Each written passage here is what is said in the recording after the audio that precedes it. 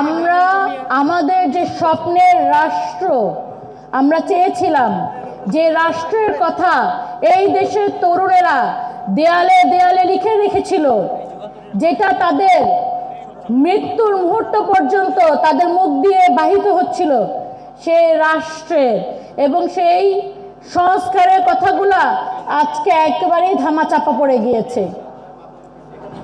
আপনারা যদি পেপার পত্রিকা পড়ে থাকেন, আপনারা দেখবেন যে জিনিসটা আমরা চেয়েছিলাম সবার প্রথমে থামাতে, সেই জিনিসটা ধীরে ধীরে হয়ে চলছে। কালকে ঢাকা ৮-এর একজন প্রার্থী আমার এখানে আছেন, পাটোয়ারি ভাই। ঢাকা ৮-এর আরেকজন প্রার্থী মির্জা আব্বাস বাংলাদেশ ব্যাংকে ১০০ জন লোক নিয়ে খুব বীরের দর্পে ভিতরে ঢুকেছেন। মানে ওনার যদি পার্সোনাল কোনো কাজ থাকে ব্যাংকে, উনি যেতেই পারেন, কিন্তু ব্যাংকে যখন আপনি ১০০ লোক নিয়ে যাবেন, মানুষের ফার্স্ট ইনস্টিংক্ট কি? যে ব্যাংক ডাকাতি করতে আসছে, এরকম টাইপেরই তো, তাই না? মানে ১০০ লোক নিয়ে নিশ্চয়ই কোনো নিজস্ব প্রয়োজনীয় কাজ করতে আমরা যাই না।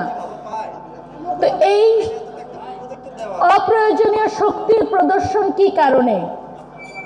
এখনো যখনও ক্ষমতায় আসেনি, তার আগে যে ক্ষমতার প্রদর্শন, তা থেকে কি আমাদের কি মনে হচ্ছে আমরা যে রাষ্ট্রটা চেয়েছিলাম, যে সংস্কারগুলোর জন্য আমাদের সবাই রক্ত দিয়েছে, আমাদের যেসব ভাইয়েরা হাত হারিয়েছে, পা হারিয়েছে, চোখ হারিয়েছে, ৮২৪ জন ভাইয়ের দুটি চোখই নাই। আপনি একটু কল্পনা করুন যে আপনি আজকে এখানে বসে আছেন, আপনি আপনার ফোনটা দেখতে পাচ্ছেন, আপনার সামনে যে লোকটা আছে তাকে দেখতে পাচ্ছেন, উনি কি কথা বলছে সেটা শোনার একটা পার্ট, কিন্তু দেখা, এই আপনি দেখতে পাচ্ছেন না। আপনার জন্য কত বড় অভিশাপ! সেই অভিশাপ সারা জীবন বয়ে বেড়াচ্ছে যেন এই রকম লোকেরা তাদের ক্ষমতার প্রদর্শনী করতে পারে। আমি ঢাকা ১০-এর একজন প্রার্থী।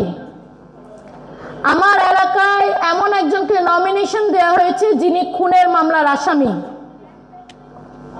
কি এক কঠিন সময়ে এসেছি যে খুনের মামলার আসামি ছাড়া আর কাউকে পাওয়া যায় নাই নমিনেশন দেওয়ার জন্য। এই দুর্ভাগা দেশই কি আমরা চেয়েছিলাম? আমাকে যদি ৫ আগস্ট কেউ বলতো, আমি সেদিন রাস্তার মাঝখানে দাঁড়িয়ে বলেছিলাম যে আজকে আমি মরে গেলেও আমি সবচেয়ে খুশি। সেই ৫ আগস্টে যদি আমাকে কেউ বলতো যে ঠিক ১.৫ বছর পরে যে তুমি কান্না করবে এবং বলবে যে এত রক্তের বিনিময়ে, এত কষ্টের বিনিময়ে আমরা কি পেয়েছি, আমরা আবার শক্তি প্রদর্শন দেখছি, তলোয়ারের ঝনঝনানি দেখছি, পিস্তলের বুলেটের গতি দেখছি, রাজনৈতিক কারণে এবং ইলেকশন রিলেটেড কারণে প্রতিদিন খুন দেখছি, কিন্তু সেই খুনের কোনো জবাবদিহিতা দেখছি না। আমরা কি চেয়েছিলাম? একটা জবাবদিহিতামূলক রাষ্ট্র। তাই চেয়েছিলেন কিনা আপনারা?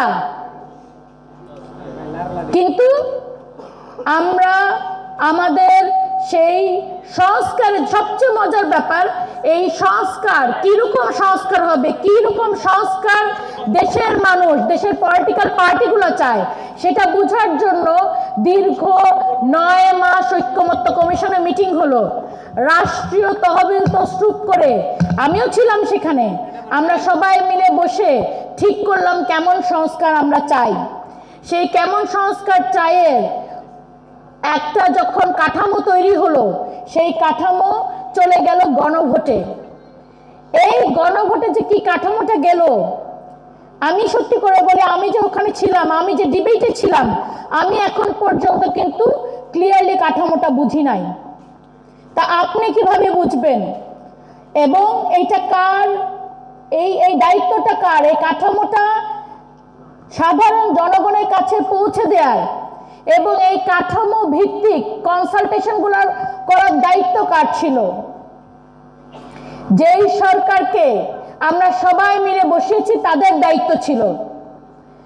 তাদের দায়িত্ব কিন্তু কয়েকটা নতুন JF-17 কেনা না, তাদের দায়িত্ব এই তরুণ সমাজ এবং এখানকার যাদের এই অ্যাসপিরেশন, যেটা জন আকাঙ্ক্ষা, যেটা যে একটা সংস্কার হবে বটম টু টপ, একদম নিচের থেকে যে প্রতিষ্ঠানগুলো ভেঙে পড়েছে ফ্যাসিবাদের কারণে, সেই প্রতিষ্ঠানগুলোকে কিছুটা হলে একটা লাইনে নিয়ে আসা এবং এমনভাবে সংস্কার করে যাওয়া যে আপনি নতুন কোন সরকার এসেও যেন সেই ফ্যাসিবাদে ফিরতে না পারে। Check and balance. আমরা কি দেখলাম? চেক অ্যান্ড ব্যালেন্স মানে হলো আপনি আগে খাগড়াছড়িতে ছিলেন, এবার আপনার পোস্টিং রাজশাহীতে, এটাই হলো আপনার শাস্তি। এটা কি শাস্তি হতে পারে? আপনারা কি এমন একজন পুলিশ অফিসারের নাম বলতে পারবেন যিনি এই গণ অভ্যুত্থানে যে 3.5 লাখ লাইভ অ্যামুনিশন ব্যবহার করা হয়েছে, সেই লাইভ অ্যামুনিশন ব্যবহারের কারণে শাস্তির সম্মুখীন হয়েছে? প্লিজ অডিয়েন্স থেকে কেউ কারো কাছে কি একটা নাম আছে যে একজন পুলিশ অফিসারকে এই জন্য শাস্তির সম্মুখীন করা হয়েছে? এই পুলিশ অফিসারদের শাস্তিগুলো খুব মজার, আমাকে দিলে আমিও খুব খুশি হইতাম।